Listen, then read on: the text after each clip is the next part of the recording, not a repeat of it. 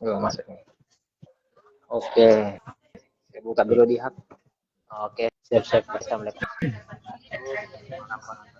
Ya, di malam hari ini kita break episode yang ke-54. Jadi break ini salah satu konten yang luar penelitiannya teman-teman dari Rakor ke sosial media melalui penelitian secara langsung. Nah, malam ini kita sudah kedatangan Anda Hak, sarjana baru nih. Siap-siap. Tahun berapa selesai ya?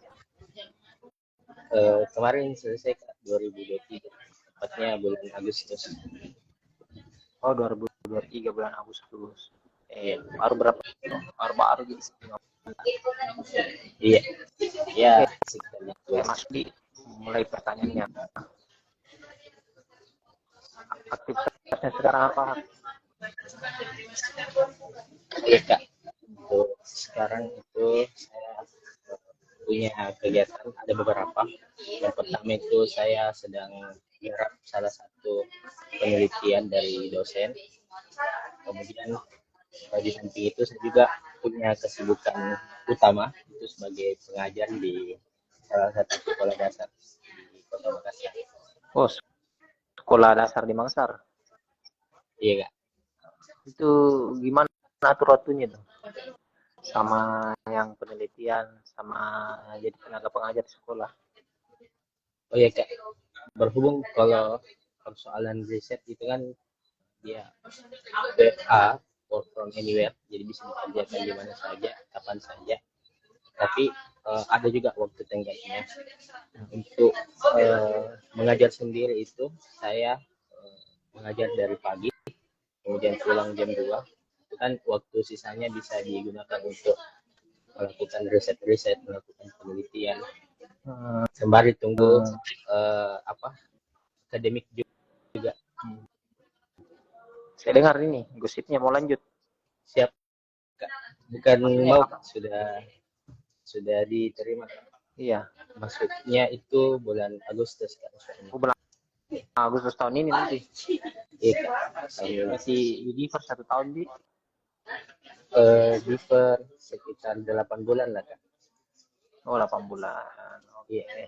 Ini sudah ada gambar sedikit mengenai yang diteliti karena jadi tenaga pengajar. Iya. Dua, halo. Iya, Kak. Ya, pertanyaan kedua.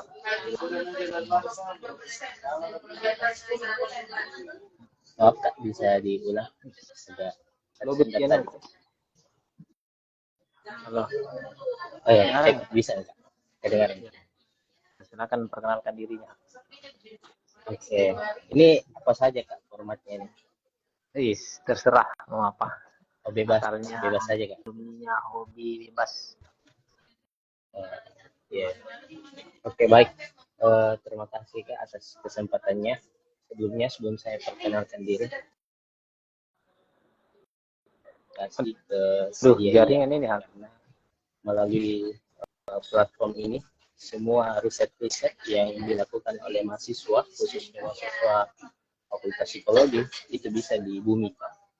Karena yang jadi permasalahan sekarang adalah banyak riset-riset, banyak penelitian-penelitian yang notabene-nya itu bisa mengubah dari segi praktis, baik secara individual, secara kelompok, ataupun secara komunal, tapi hanya berakhir di gedung-gedung perpustakaan dan tidak diberitakan, tidak dibumikan terkait apa hasil temuan yang diperoleh dari penelitian itu. Sebenarnya sebagai bentuk ya pergerakan yang dicanangkan oleh CIA, bagaimana membumikan hasil riset-riset yang dilakukan oleh mahasiswa sehingga mampu memiliki efek ataupun daya guna. Saya sangat-sangat mengapresiasi, sangat-sangat berterima kasih. Semoga kedepannya CIA ini bisa lebih progresif lagi, lebih lebih maju Intinya terbaiklah semua untuk CIA. Amin, amin, amin. Oke. Thank you, thank you. Siap. Sangat amin, sangat memotivasi sekali nih. Bahagia saya. Iya Kak. Saya sangat bangga ini Kak punya dipanggil ini Pak. Oke. Perkenalkan, nama saya Muhammad Nurhat, biasa dipanggil Hat. Saya mahasiswa, bukan mahasiswa lagi sih, saya alumni Fakultas Psikologi UNM 2019. Saat ini punya kesibukan sebagai praktisi, mengajar, dan juga peneliti. Hobi saya membaca dan juga hiking. Kemudian apa ya? Moto hidup apa? Moto juga kan? Cuma. Oh iya, moto hidup saya, aku tak ingin layu sebelum tumbuh dan aku tak ingin mati sebelum hari kematianku. Itu. Jadi kapan ditemukan itu motonya itu? Pertama kali pas masuk kuliah Kak, langsung disusun supaya ada garis progres yang ingin ditempuh. Itu loh, jadi penonton ini saya kenal sama Hak kayaknya baru nih, tapi namanya selalu muncul, selalu bisa dengar dari yang saya tangkap bahwasanya Hak ini orangnya minat belajarnya tinggi, luar biasa. Amin. Semoga benar. Dan yang terlihat dari wajahnya juga. Hak angkatan 2019 sih. Iya Kak, 2019. Saya 2023 itu berapa lama? 20, 21, 22, 3 tahun. Iya Kak, alhamdulillah kemarin masa studi itu 3 tahun 10 bulan. Ya, saya rasa termasuk ada poin plus minusnya juga sih. Plusnya mungkin karena ya kalau plusnya mungkin ya di samping menghemat biaya kuliah, maksudnya kita menghindari diksi-diksi donatur kampus, tapi minusnya mungkin masih banyak hal-hal yang perlu saya terima, yang perlu saya lewati untuk ya menempuh disrupsi zaman yang betul-betul keras ini guncangannya. Lebih banyak positifnya lah kalau cepat selesai, bisa cepat bertempur dengan hutan belantara. Oke, jadi teman-teman, ini tema kita judulnya adalah efektivitas penggunaan media gelas bilangan terhadap peningkatan hasil belajar siswa di skala kuliah. Ya, di skala kuliah. Nah, pertanyaannya Hak, boleh diceritakan kenapa memilih tema ini? Oh iya Kak, sangat luar biasa ya pertanyaannya dari latar belakang. Oke, kalau dari latar belakang sendiri Kak, kenapa saya memilih tema ataupun topik penelitian ini? Sebenarnya ceritanya itu Kak berawal dari saya kan di dunia komunitas juga Kak, ada beberapa komunitas yang bergerak di bidang sosial kemasyarakatan, lingkungan, dan juga pendidikan. Itu biasanya kegiatannya itu turun ke pelosok-pelosok, melakukan pemberian intervensi pembelajaran, kemudian bagaimana saya melihat, menemukan realita-realita di dunia pendidikan, khususnya di dunia sekolah dasar, melihat anak-anak dalam proses pembelajarannya, bagaimana melihat anak-anak dalam menerima informasi, hal-hal seperti itu yang kemudian memantik keresahan dalam diri saya, karena apa yang saya temukan dalam dunia pengajaran, dalam dunia pendidikan di sekolah dasar, saya tidak usah mungkin sebutkan sekolah dasarnya Kak, tapi rata-rata sekolah-sekolah yang saya temui, ketika ini saya fokus ke gurunya, ketika guru yang berikan pengajaran kepada siswa cenderung menggunakan model-model ataupun metode-metode yang satu arah atau ceramah. Kemudian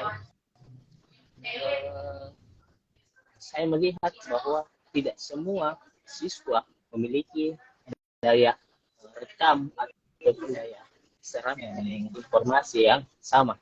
Nah, itu yang menjadi cikal bakal permasalahan kenapa saya memilih topik penelitian ini. Nah, di dunia psikologi sendiri kita kenal namanya individual difference, di mana ya anak memiliki karakteristik ataupun model pembelajaran yang berbeda. Nah, tentunya dengan model yang saya temukan bahwa menggunakan model satu arah ini, saya rasa ya tidak relevan dengan multiple intelligence anak-anak.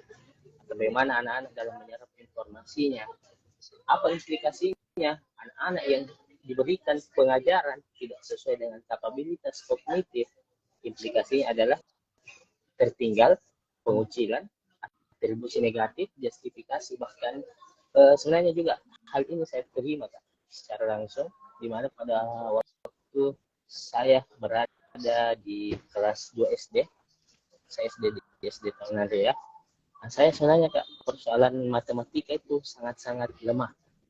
Bahkan nilai rapor saya matematika itu adalah nilai yang paling rendah di situ. Sampai ada salah satu guru memberikan judgement kepada saya bahwa anak-anak yang tidak pintar matematika itu adalah anak-anak yang bodoh. Itu kan realita yang kita temui sekarang. Anak-anak yang tidak pintar matematika adalah anak-anak yang bodoh. Permasalahannya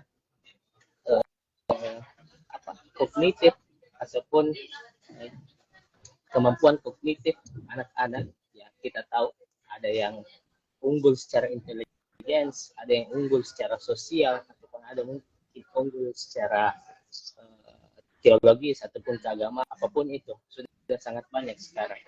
Nah, inilah kemudian yang mengantarkan saya kenapa saya memilih topik penelitian ini. Nah, sama satu juga Kak, terakhir, sebagaimana yang kita tahu dalam undang-undang dalam amanah konstitusi negara, Undang-Undang Nomor 20 tahun 2003 tentang sistem pendidikan nasional menjelaskan bahwa anak-anak yang memiliki kelainan baik itu secara kognitif, emosional, intelektual, negara berhak memberikan dia fasilitas dalam proses memperoleh pendidikan itu Kak. Makanya das solid ini yang kemudian mengantarkan saya kenapa saya memilih topik penelitian ini Kak. Itu mungkin. Berarti sebenarnya garis besarnya ada dua. Satu karena aktif di komunitas, semua di lapangannya seperti itu. Kemudian yang kedua itu adalah pengalaman di masa kecil. Iya Kak. Tapi kayaknya memang begitu deh.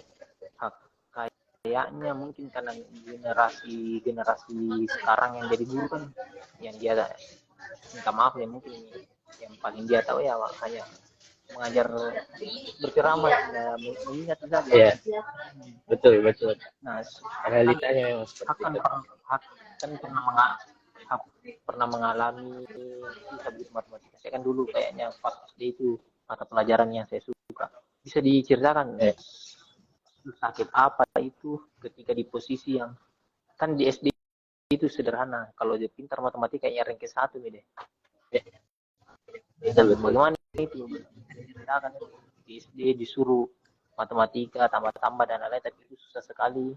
Bagaimana sih kerumitan itu? Kerumitan itu Kak, kalau misalnya kita mau nostalgia lagi kembali, mengingat bagaimana prosesnya sampai bisa ke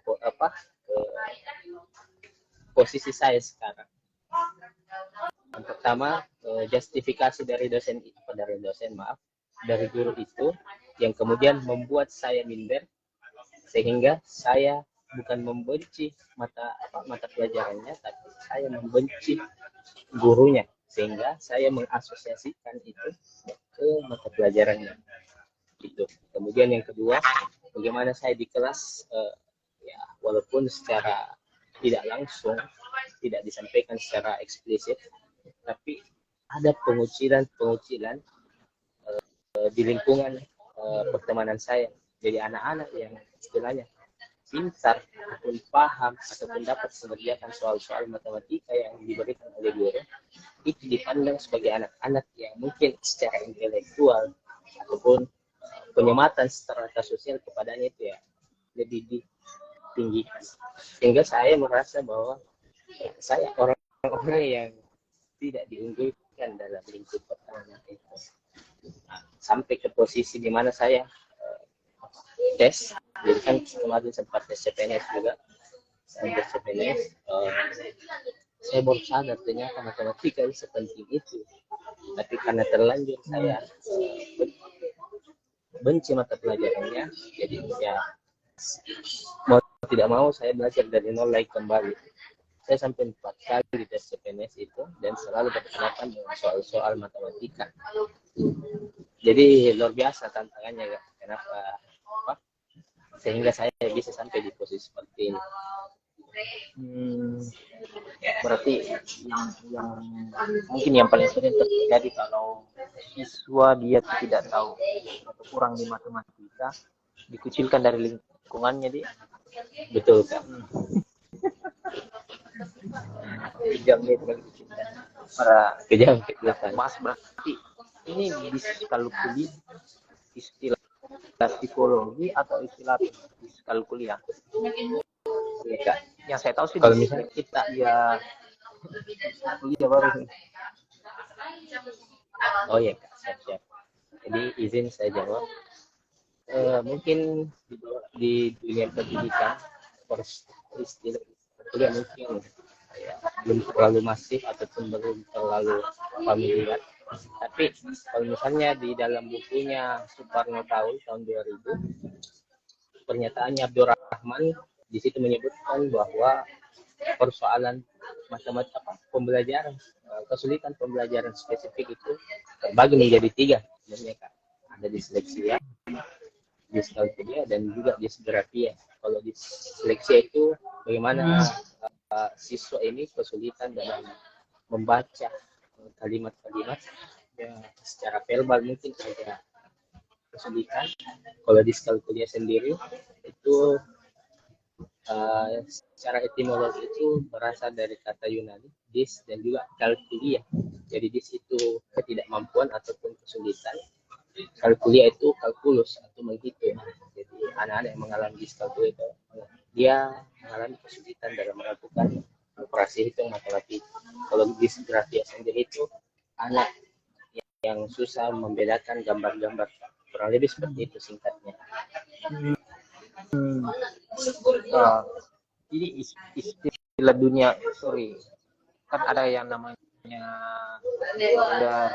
software atau makan. Ini diskalkuli berarti kelainan atau apa sih? Dia maksudnya iya. kategori apa? Iya. Oh iya, Kak. Kalau yang saya baca, kan kita di psikologi itu punya rujukan dalam melakukan diagnosis terhadap klien atau terhadap orang lain, dan itu rujukannya berasal dari PPTGJ DSM 5 dan sekarang kan sudah ada yang masuk DSM 6. Nah, di PPTGJ sendiri itu diskalkuli adalah semacam gangguan, Kak. Dia masuk dalam kategori gangguan. Kesulitan. Gangguan. Ya. Nah, kalau saya punya keponakan itu masih ingat itu, dia itu disleksia, tidak tahu membaca sampai kelas 5 SD. Yeah. Tapi tidak pernah dijudge secara profesional. Hanya gurunya bilang ini anak tak susah membaca. Yeah. Saya masih ingat itu keponakan masih begitu susah membaca, tapi sekarang sudah mahir. Nah, untuk mengetahui bahwa anak diskalkulia, apakah bisa tanpa judgement profesional? Sebenarnya pertama, Kak, kalau dikatakan bisa ataupun tidak, sebenarnya bisa, Kak.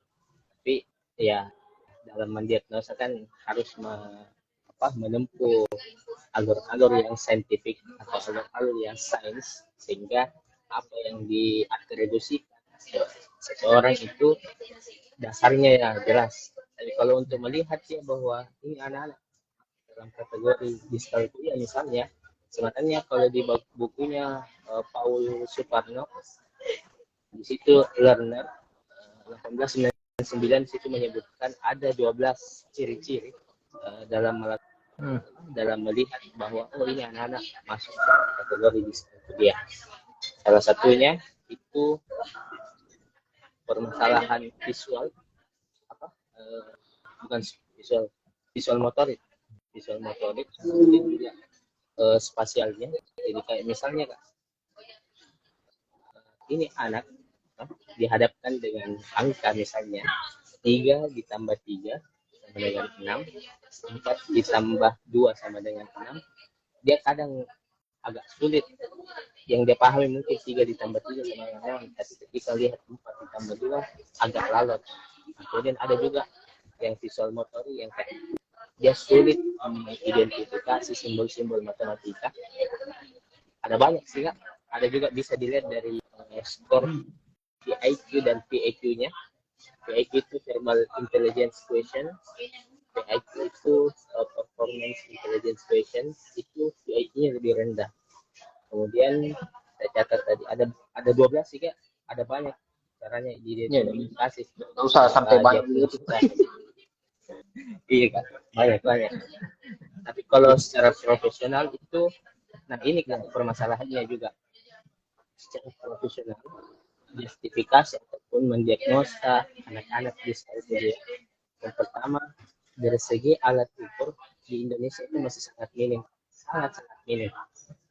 Ada dua sebenarnya caranya kita melihat bahwa permasalahan ini masuk dalam permasalahan krusial di dalam pendidikan ataupun tidak. Kita banyak cara, tapi dua menurut saya, kita lihat dari segi realitasnya, kemudian kita lihat dari segi riset-riset yang membahas topik itu. Diskalkulia sendiri ini, ketika kita search diskalkulia executive function, kita search, yang kita temukan hanya ada 111 riset ataupun literatur yang membahas tentang ini, dan itu di Indonesia sendiri.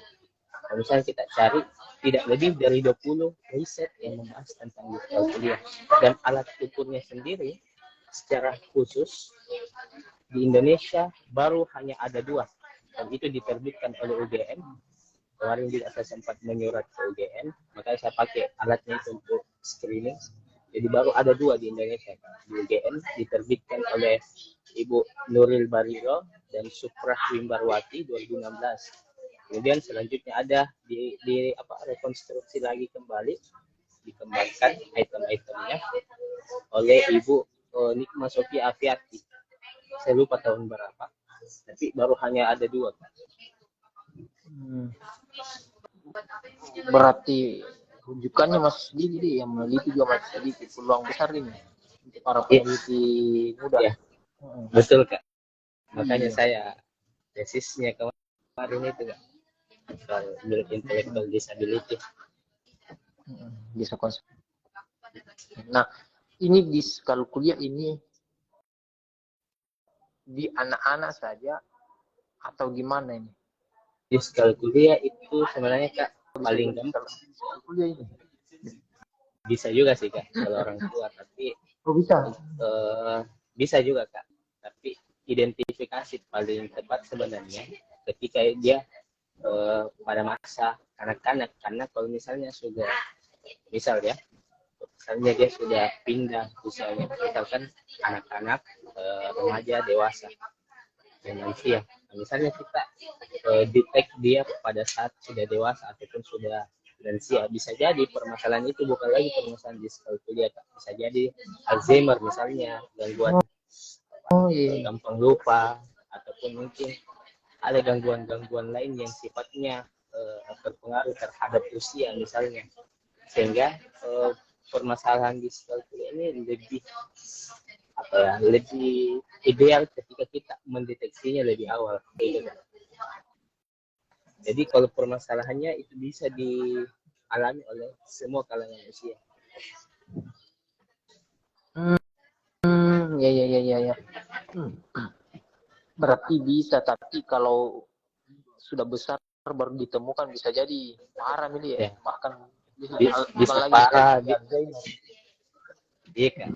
Jadi dia bisa parah ataupun bisa dibilang bukan diskalkulia lagi nih permasalahannya. Bisa jadi permasalahan usia atau permasalahan lain lah.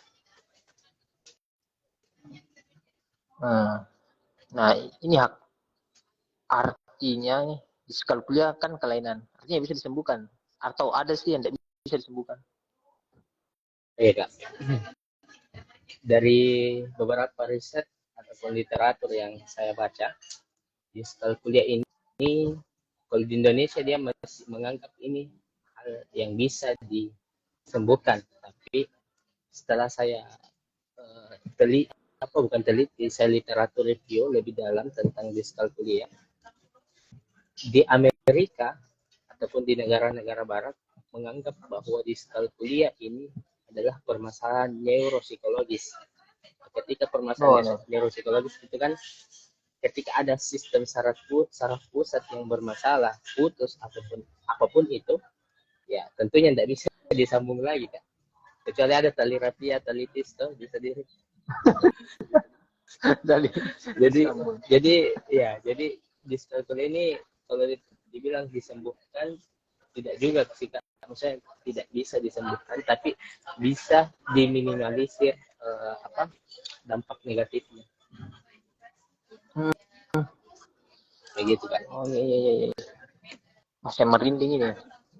Bahkan faktor otak di. Nah, saya bisa tarik lagi lebih dalam. Mungkin pernah baca. Diskalkulia ini disebabkan karena apa? Apakah orang tuanya tidak pada saat hamil gizinya tidak bagus atau bagaimana?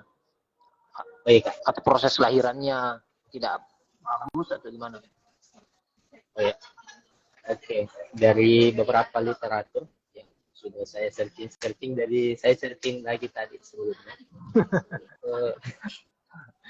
Jadi faktor diskalkulia ini Kak ada 5 jenis. Ada yang berasal dari 5 Kak, 4. Intinya dia faktornya berasal dari fisiologis pertama, kemudian ada psikologis, kemudian ada faktor lingkungan, faktor individual, dan saya lupa apa lagi satu ini.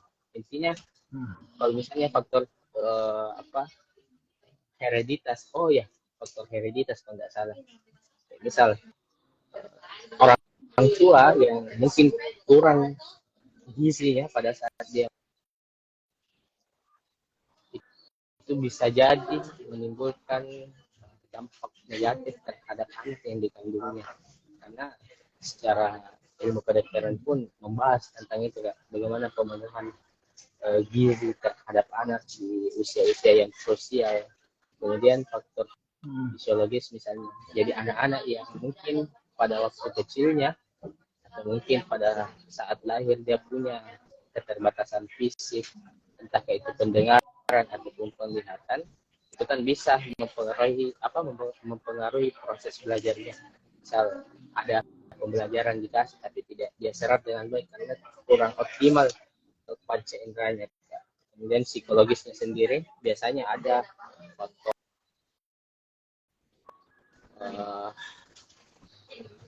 dalam bukunya Sanford dia sebut ada faktor psikologis. Jadi kayak misal ada emosi yang meluap-luap misalnya, kemudian itu terpendam, itu kan bisa jadi berdampak ke seluruh tubuh, salah satunya eksekutif functionnya, kognitifnya. Kurang lebih seperti itu sih Kak. Tadi, sorry Kak, ada faktor lingkungan tadi. Nah, faktor lingkungan sendiri ini yang mungkin agak sejalan dengan intervensi saya dalam penelitian saya.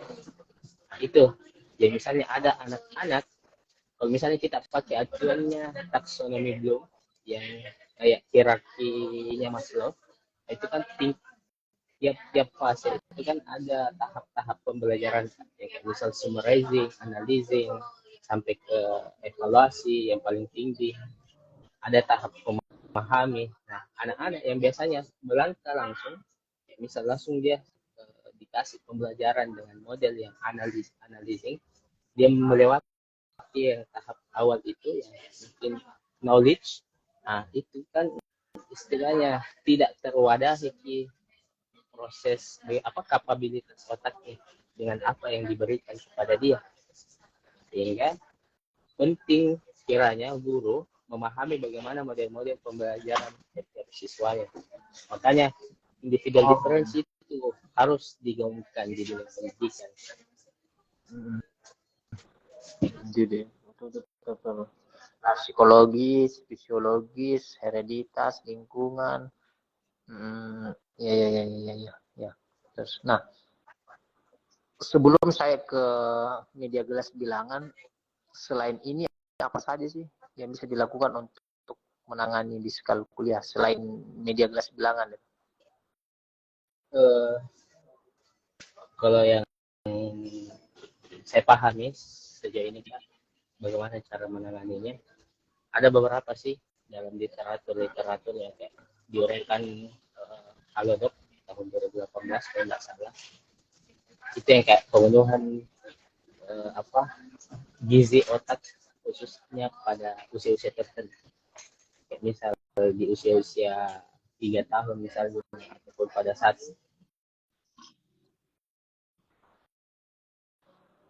ya, sehingga otaknya bisa berkembang secara optimal. Nah, kemudian itu tadi bagaimana pembelajarannya disesuaikan dengan kapabilitas kognitifnya. Kemudian sejauh ini sih itu sih yang saya Gizi sama pembelajaran tadi di. iya Kak. Ya. Hak kapan ketemu media gelas bilangan ini? Iya Kak. Apa pada saat meneliti atau sudah jauh-jauhan? Sebenarnya medianya ini intervensinya saya temukan sebelum penelitian ini saya ajukan ke dosen kemarin Kak. Jadi kebetulan di kampus saya akrab dengan beberapa dosen-dosen. Salah satunya itu ada namanya Ibu Eva di Fakultas Psikologi. Sekarang sementara melanjutkan jenjang pendidikan doktoralnya di UNM. Nah, saya akrab dengan beliau. Saya biasa diskusi dengan beliau tentang bagaimana permasalahan pendidikan di Indonesia, khususnya di Kota Makassar.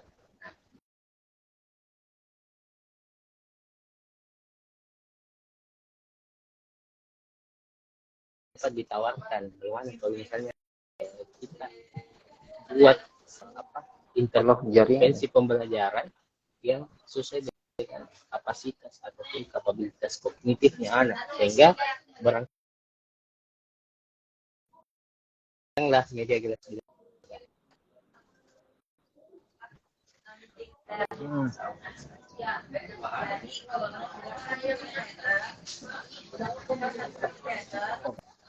di hasil ini nah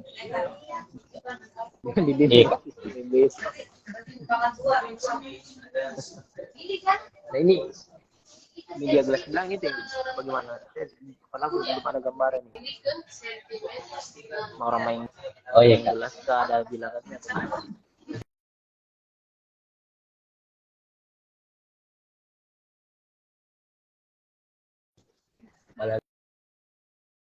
Tapi saya berusaha menyederhanakan itu. Jadi media gelas bilang itu Kak, papan, kemudian di papan itu ada gelas yang di setiap gelasnya itu punya simbol masing-masing. Jadi ada fitur-fiturnya kayak misal gelas 1 sampai gelas 10. Kemudian ada papan yang berguna untuk melakukan proses pemindahan, pengurangan, pembagian dan juga perkalian.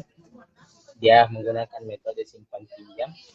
Jadi intinya penggunaannya itu Kak, simpelnya adalah anak-anak diberikan stimulasi melalui fitur-fitur itu. Anak-anak diberikan stimulasi untuk melakukan proses komputasi atau perhitungan secara real. Jadi anak-anak terlibat langsung dalam prosesnya. Bisa kenapa 1 tambah 3 itu hasilnya 4? Bagaimana prosesnya? Nah, media gelas bilangan ini yang mewadahi itu, menjelaskan itu secara real, jadi bukan secara abstrak. Itu kan permasalahannya kalau misalnya kita menjelaskan sesuatu kepada anak, kita bicara atau tulis 3 ditambah 4 misalnya, itu 7. Itu kan misalnya anak-anak yang punya kapasitas kognitif yang rendah mungkin agak kesusahan.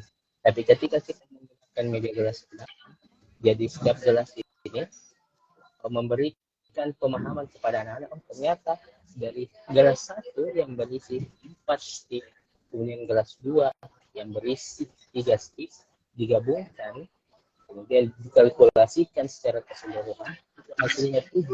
Nah, itulah kemudian yang mengantarkan, oh ternyata proses komputasi atau proses perhitungan itu seperti ini.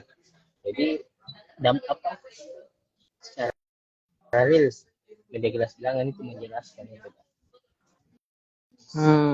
Sorry ya, tadi saya Baik pengalaman. hilang ada jaringan. Saya mau konfirmasi ulang. Berarti gelas bilangan ini ada misalnya gelas 2, 3 tambah 3 berarti 3 di gelas 1, 3 di gelas 2. Terus Iya. pindah, jadinya 6. Iya. Oh, saya kira Jadi gelasnya itu ada 3. Enggak kan? Jadi setiap gelas itu, ya misal penjumlahan kalau di media saya kemarin yang saya konstruk itu ada saya siapkan 6. Jadi kayak ada baris pertama, baris kedua, dan juga baris ketiga. Ya ada misal untuk 4 bilangan. Baris pertama itu pembilangnya, baris kedua itu penyebutnya, kemudian di bawah itu hasil dari penjumlahannya. Jadi misal baris pertama misalnya itu misal soalnya 22 ditambah 21. 22 berarti ada 2 stick di gelas 1 dan juga di gelas 2. Kemudian di baris kedua ada 2 gelas yang berisikan, yang gelas pertama itu 2 stick, yang gelas kedua itu 1 stick. Itu yang kemudian dimasukkan ke bawah, digabung di hasil kalkulasi, diturunkan semua. Hasilnya itu yang kemudian dihitung di hasil kalkulasinya. Jadi anak-anak, oh segampang itu ternyata kita dalam melakukan penjumlahan, tidak ribet. Nah, baik praktis, baik pengalaman. Jadi begitu Pak,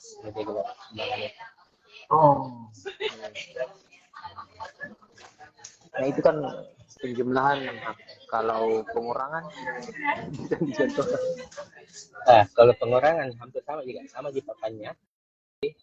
Misal ya, 23 misalnya, 23 dikurang 11. Ya, ada 2 stick di gelas pertama dan juga 3 stick di gelas kedua. Kemudian itu diambil pembilangnya, diambil 1, dihilangkan 1, kemudian di gelas 2 juga dihilangkan 1, kemudian dihitung kalkulasi secara keseluruhan. Jadi kurang lebih kita pakai metode menyimpan dan juga mengurang. Jika misalnya ada yang lebih, misal 99 ditambah 92, kan istilahnya lebih dari 10. Kan ada fiturnya di media itu untuk menyimpan. Jadi nanti untuk kalkulasi bilangan berikutnya itu tinggal digabung. Nah, ini gelas bilangan ini sampai tidak di perkalian sama pembagian atau enggak? Sampai. Kayak yang tadi Sampai. karena Itu sampai juga. Sampai kan? Iya. Iya. Karena itu kemarin Bu Eva bilang ini terbatas hanya untuk proses komputasi penjumlahan dan juga pengurangan. Saya bilang tidak Bu, kita bisa pecahkan permasalahan ini. Tapi kesulitannya adalah di medianya itu. Jadi kalau misalnya dia pembagian dan perkalian, dia beda lagi bentuk susunan gelasnya. Kita susun dia sebanyak, kayak misalnya saya kemarin buat sebanyak 100 gelas supaya tidak ribet lagi, susun 100. Jadi caranya adalah kayak misalnya 2 dikali 4 misalnya. Berarti anak-anak diarahkan untuk mengambil 2 stick sebanyak 4 kali. 2. Kemudian digabungkan, dimasukkan ke gelas hasil, kemudian dihitung secara keseluruhan. Jadi walaupun lambat proses komputasinya atau perhitungannya, tapi paling minimal anak-anak bisa paham, oh ternyata penjumlahan itu begini prosesnya, pengurangan pembagian dan juga perkalian itu begini prosesnya. Seperti itu.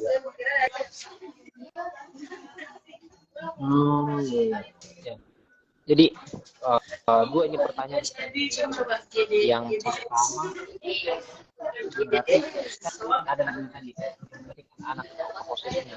Jadi yang diutamakan itu adalah anak-anak tahu dulu proses jumlahan, pengurangan hasil itu sekian lah begitu. Betul Kak. Jadi Oh, iya iya. di sini juga sebenarnya ada refleksi. Jadi dalam pembelajaran itu jangan terlalu fokus dulu saja dulu, tapi kita lihat proses bagaimana. Setidaknya minimal, paling minimal anak bisa paham prosesnya, paham begini cara-caranya. Karena ketika proses saja sudah tidak paham, dia tidak akan tahu bagaimana hasilnya. Jadi minimal paham dulu bagaimana proses-prosesnya. Iya iya iya. Masuk masuk masuk. Berarti setidaknya anak-anak itu tahu prosesnya di. Iya. Halo Hak, jaringan ini. Ya, ya, Jaringan. bagus ya. Nah, iya dari penjelasannya Hak berarti yang kedua adalah simple, berarti kan ini barang. Coba bisa bilang maaf. Simple.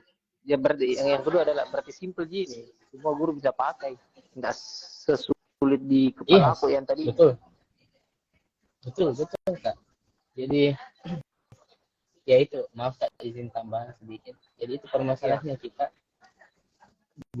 kadang kita mau buat media pembelajaran ataupun ya media-media lain lah di luar pembelajaran yang wow, yang wow banget, yang meriah banget, yang modern banget, tapi dari segi praktis ataupun penggunaannya itu tidak semua orang bisa mengakses itu.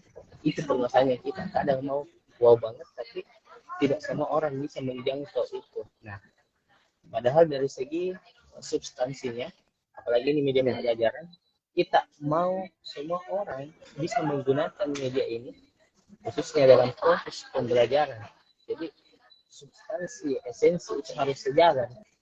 Tidak hanya sekedar bagaimana media itu menarik secara visual, tapi dari segi penggunaan, simplisitasnya atau fleksibilitasnya juga itu bisa dijangkau. Jadi seperti itu Kak. Jadi saya mau golkan substansinya, efisiensinya, ekonomis juga. Itu bisa di simplifitasnya. Betul, betul. Ya bisa ini.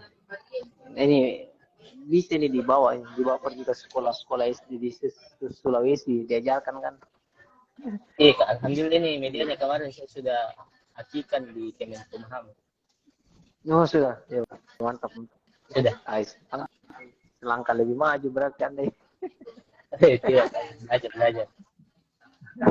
Nah, dari tadi kan sudah di skala kuliah, media belajar, untuk hasil penelitian Hak sendiri bagaimana hasilnya nih? Nah, ini saya bersyukur sekali Kak.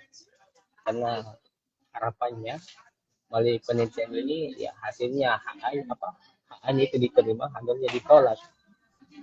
Nah, hasil penelitian selama kurang lebih, jadi saya kemarin kerjakan ini riset itu Kak, itu 8 bulan, jadi full itu 8 bulan, mulai dari bagaimana perizinan ke instansi-instansi terkait sekolah, dinas, kemudian fakultas, setelah itu pembuatan media, perizinan peminjaman alat screening, supervisi dari psikolog untuk melakukan tes CPM, kemudian melakukan screening itu ada 4 bulan. Jadi saya rutin setiap pagi ke sekolah. Jadi saya disangka guru karena 4 bulan itu setiap pagi dan jam 7 jam 8 sudah ada di sekolah. Hanya untuk apa? Hanya untuk melakukan screening, uji coba alat ukur, kemudian uji coba alat ukur, screening, tes CPM. Jadi langkah-langkah seperti itu yang saya tempuh Kak. Karena saya memandang bahwa riset ini ketika kita palsukan untuk mencapai gelar ekspresi itu, saya rasa di luar dari itu Kak. Banyak sekarang mahasiswa peneliti selesai penelitian tapi dia tidak paham proses-prosesnya, dia tidak ilham itu proses-proses yang dia dapat, dia melanggar kode etik sama seperti para pejabat kita yang di atas melanggar kode etik. Kenapa beda? Jadi seperti itu Kak. Itu Itu yang saya pikir tadi. Kita kan kalau meneliti di psikologi itu kayak saya cenderung satu kali di intervensinya, satu kali di pengumpulan datanya, satu kali. Wah, berarti ini berapa? Kita kan proses 8 bulan, tapi khusus untuk memberikan media gelas bilangan ini berapa lama itu?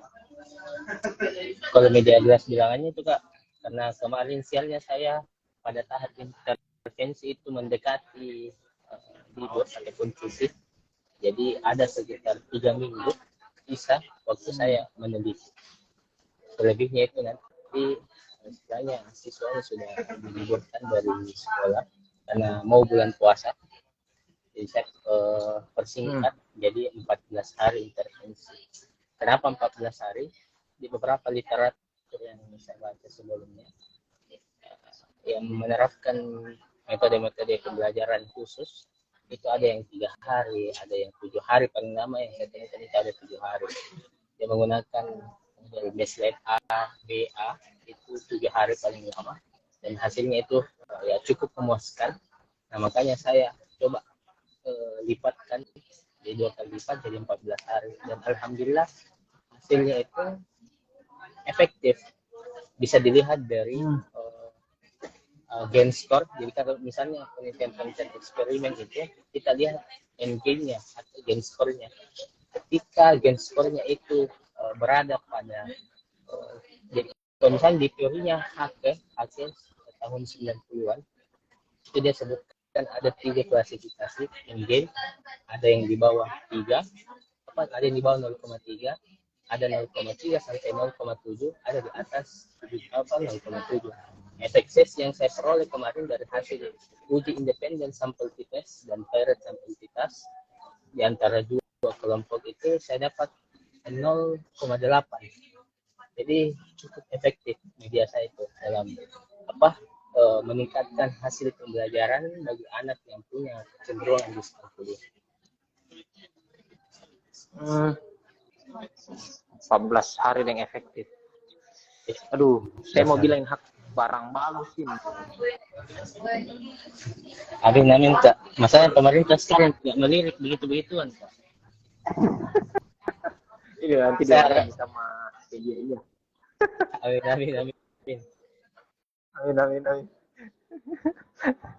Barang bagus ini bisa dibawa, bisa diajarkan, efektif juga. Aduh, rugi nih kalau untung berhasil dibawa keluar. Kalau rugi ini disimpan di perpustakaan. Tapi dianya ada di rumah. Saya ambil. Jadi tadi sudah diskalkulia, media bilang belajar, hasilnya juga. Halo?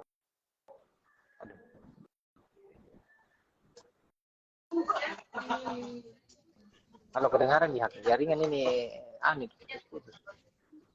Dia nggak kedengaran jadi. Kedengaran. Ya kan sudah tadi hasil. Nah, kalau misal kita masuk ke pembahasan akhir. Kalau misal kan ini kan dikerjakan sama Nurhak. Kesimpulan saya memang ini barang bagus, bisa disebarkan, dipakai. Nah, dari penelitian ini kalau misalnya ada orang yang mau lanjutkan, itu bisa dilanjutkan di bagian yang mana? Atau mau dikembangkan bagian mana? Bisa kameranya lebih bagus. Ya. Saya pegang nih Pak tadi kanalnya kan. Oh ya. Iya. Maaf bisa diulang Pak karena terputus tadi. Ya kan misalnya ini kan penelitiannya. Saya bilang bagus. Barang ini penelitiannya. Nah, kalau misalnya lanjutkan bisa dilanjutkan apanya nih? Kembangkan. Siap. Karena di penelitian saya kemarin itu ya tentunya masih sangat-sangat jauh dari kata sempurna sehingga masih ada banyak keterbatasan dalam penelitian saya. Misal pembuatan pengukurannya itu harusnya idealnya ketika kita mau mengikuti standar dalam alat yang betul-betul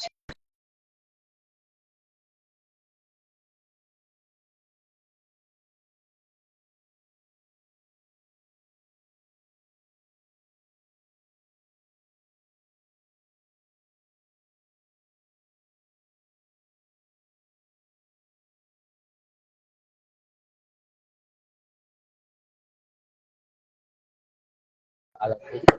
Nah, permasalahan sangat-sangat masih sangat ini. Kemudian untuk melakukan juga proses screening, menemukan anak dengan jumlah yang pakai standar reliabilitas yang pakem itu kan biasa 500. Nah, untuk dapat 500 anak di skala kuliah itu kayaknya seorang diri itu kekurangan.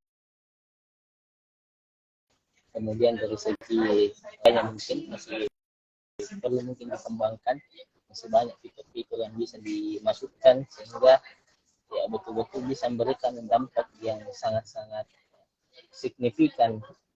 Jadi kalau mau dibilang apapun novel kita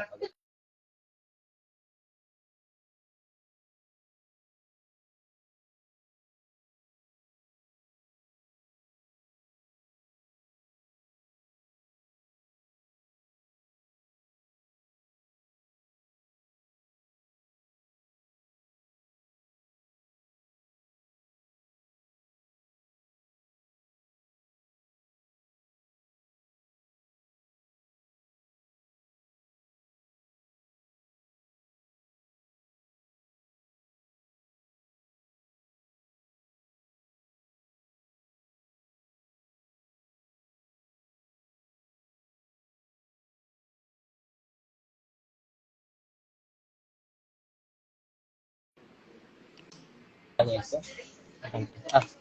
hasil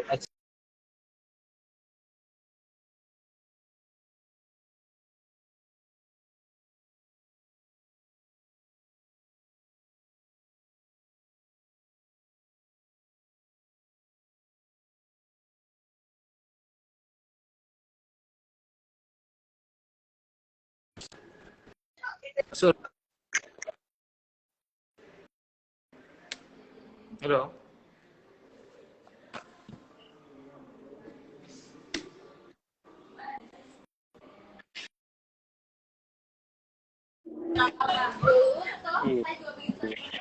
cek maaf kak, wah langsung lo kata apa kak? Iya. Oh, hilang tadi pembahasan, hilang. Saya lanjut dulu langsung. Iya, sampai mana tadi Nanti maaf? ya, saya ulang pertanyaannya. Kalau misalnya ini kan saya simpul ngomongin penelitian bagus, bisa Iya kak. diterapkan.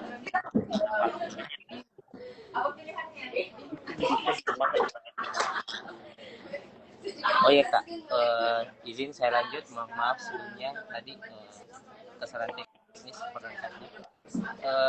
Dari penelitian saya sebelumnya juga masih sangat jauh dari kata sempurna, sehingga masih banyak penyempurnaan.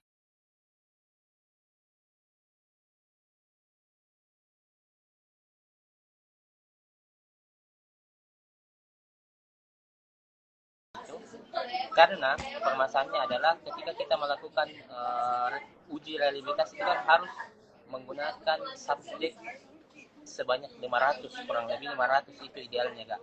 Nah, dan harus sama dengan jenis penerima dari alat ukur yang kita gunakan, yaitu anak di skala kuliah. Permasalahannya adalah di skala kuliah sendiri dari segi alat ukurnya, alat screeningnya itu masih sangat minim. Kemudian untuk melakukan pengukuran terhadap 500 anak itu saya rasa ketika saya melakukan hanya untuk seorang diri ya sangat-sangat sulit menurut saya kak, sangat sulit. Nah, jadi itu salah satu kekurangannya, tapi saya tutupi dengan melakukan uji validitas kepada 7 orang yang sesuai dengan bidangnya, guru matematika dan juga psikolog, dan hasil dari SME yang saya peroleh dari uji validitas itu 0,71 Pak. Itu mendekati 1 sehingga bisa dikatakan dari segi isi ataupun substansi yang disampaikan oleh pengukuran saya itu layak untuk digunakan. Nah, kemudian apa yang menjadi kebaruan yang bisa dibawakan oleh peneliti selanjutnya, yaitu peneliti selanjutnya bisa menyempurnakan itu lagi, bisa melakukan uji reliabilitas untuk alat ukurnya, hasil belajar itu. Kemudian dari segi media pembelajarannya itu bisa dilengkapi lagi dengan fitur-fitur yang mungkin bisa mewadahi kekurangan-kekurangan fitur media sebelumnya, bisa mewadahi lagi dari segi visual, dari segi substansi.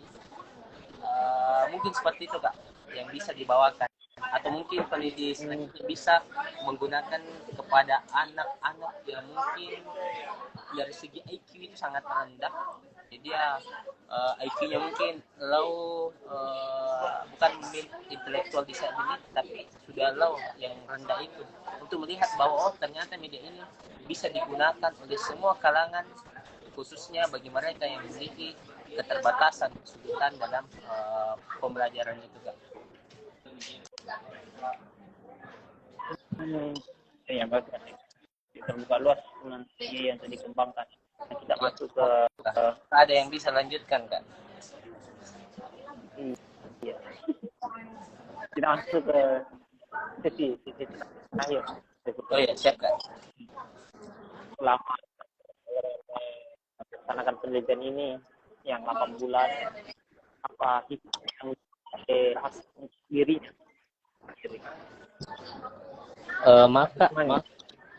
Insight, hikmah atau insight yang didapat ini selama meneliti ini. Terima kasih Kak atas pertanyaannya. Jadi saya mungkin berikan refleksi kepada teman-teman, khususnya juga pada diri saya. Impact setelah melakukan penelitian ini, yang pertama saya belajar, saya banyak belajar. Jadi skripsi itu bukan tentang bagaimana menyelesaikan itu, bagaimana memperoleh gelar dari hasil skripsi itu, atau bagaimana kita bisa foto mengekoriakan diri kita setelah penelitian itu atau setelah skripsi itu, tapi ada proses yang sangat-sangat krusial dan substansial di balik penyelesaiannya. Yang pertama, bagaimana kita bisa menaklukkan diri kita dari kemalasan, bagaimana kita bisa lebih dalam diri kita, bagaimana kita bisa memanage waktu kita, bagaimana kita bisa konsisten dalam melakukan suatu hal. Kemudian kita juga bisa melihat bagaimana dalam melakukan prosedural penelitian kita tidak menyalahi kode etik misalnya. Karena hasil dari penelitian itu, kalau misalnya kita pindah negara, misal kita di Malaysia itu orang-orang di industri, di perusahaan itu mengantri untuk melihat atau untuk membeli penelitian-penelitian yang dilakukan oleh akademisi, karena dalam mengkonstruk misalnya jembatan itu kan harusnya berlandaskan pada ilmu pengetahuan, sehingga jembatan itu bisa digunakan lebih lama, digunakan lebih efektif dan efisien. Nah, sama juga dengan penelitian ini Kak. Jadi saya belajar bagaimana memandang kode etik itu, kemudian bagaimana mengadministrasikan, bagaimana kita memandang anak-anak itu berbeda dari segi karakteristik pembelajaran dan juga kesehariannya. Jadi saya sangat-sangat banyak belajar dari sini. Bagaimana mengolah kesabaran, bagaimana kita banyak sekali lah. Saya rasa untuk menceritakan itu malah ini tidak sampai. Iya. Karena banyak sekali pelajaran yang saya dapat dari penelitian. Dan kadang mahasiswa sekarang itu tidak memandang itu. Yang penting selesai, dapat gelar. Iya betul. Tapi tidak ada proses kehidupan yang bisa dipetik dari proses skripsi itu. Insightful ini. Iya. Insightful. Apa yang diperoleh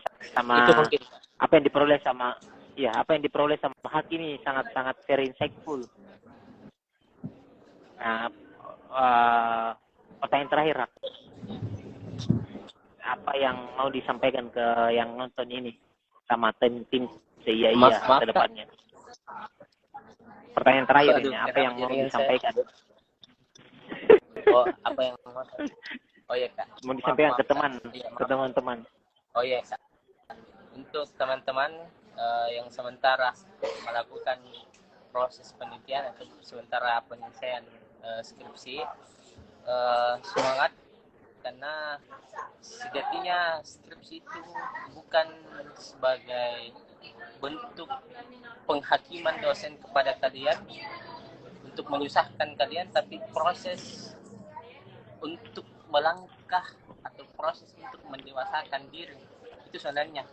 Kemudian dari penelitian kalian bisa melihat sesuatu secara saintis atau scientific temper.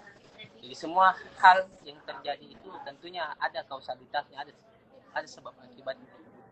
Bagaimana kemudian anak-anak bisa seperti ini, itu tentunya ada faktor-faktor yang melatar belakangi itu. Kemudian bagaimana melakukan intervensi itu ada prosedur-prosedur, ada alur-alur, ada sesuatu yang perlu ditempuh, dan teman-teman wajib menempuh itu, jangan mengambil jalan lain untuk mempermudah itu, karena sejatinya ketika kalian memperoleh lebih banyak sesuatu yang sulit, banyak memperoleh masalah, itulah sebenarnya proses pendewasaan terbaik.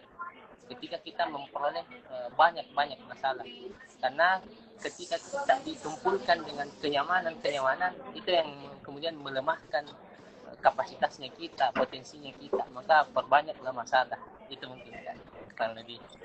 Iya. Oke. Terima kasih kesempatannya malam hari ini menjadi hostnya Hak. Terima kasih waktunya Hak mau sharing dengan kami. Untuk tim kami khusus ada apa yang bisa disampaikan? walaupun tadi di awal kan tadi dijelaskan apresiasinya ada iya. Iya Kak, untuk CIA sendiri kembali lagi saya sangat-sangat mengapresiasi. Saya justru melihat CIA ini sebagai laboratorium kehidupan ya. Karena tentunya iya betul Kak, saya sangat-sangat terpukau lihat ini rancangan gerakannya CIA. Jadi dia, kalau saya lihat di profilnya itu, CIA melantaikan melantaikan penelitian.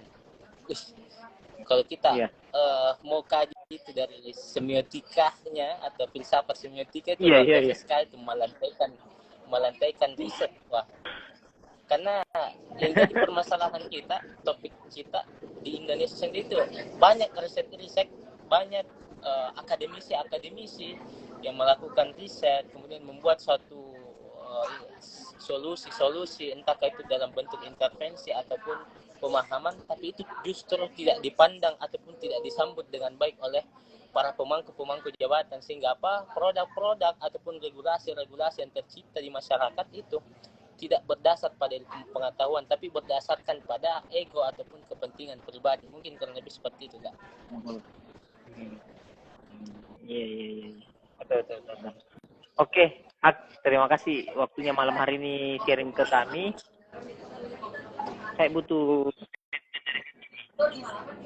statementnya adalah apakah misalnya kalau ada yang bertanya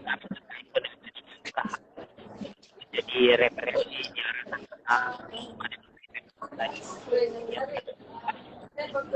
apakah Hak bersedia?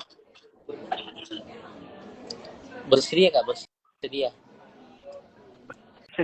Oke, itu teman-teman statementnya Hak. Yeah. Jadi kami punya satu lagi orang yang bergelut di dunia pendidikan. Kami beruntung ini menjadi hostnya Hak malam hari ini. Ya, oke Hak. Terima kasih waktunya sekali lagi. Semoga kita berkesempatan untuk diskusi yang lebih dalam lagi.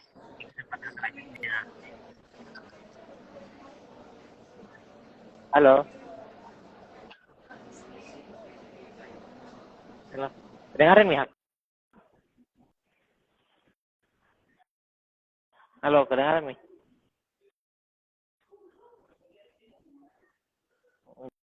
Keluar.